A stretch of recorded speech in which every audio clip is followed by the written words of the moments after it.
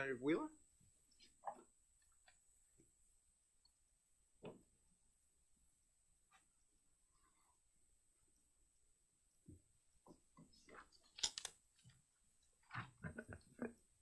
Chairman Lynn, Vice Chairman Mannion, Ranking Member Smith, it's a pleasure always to be in front of you in the Judiciary Committee.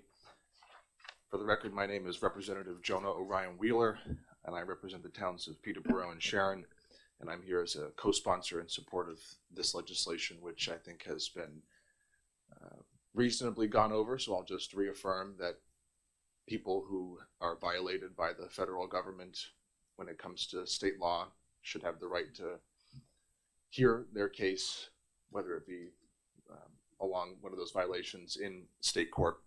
And if you will allow me, Mr. Chairman, I'll just really briefly add on 2 sentences to the hearing that I missed earlier this morning on 1631 by saying, as a member of criminal justice, I had to deal with a subcommittee on the civil forfeiture issue, and any more data we can get on that issue is certainly helpful to the state. So with that, as brief as I could, I support these 2 pieces of legislation. And Questions for this witness? Yes. Yes, Representative Birch. Just briefly, and it's more an overarching question. When some of us look at this, we look at this in terms of citizens who've been handled perhaps in a poor way by ICE or similar situations. I want to ask you to cast back in our history a bit when states attempted to harass federal employees because they were enforcing civil rights actions, escorting people of color into schools and the like. We're all familiar with that.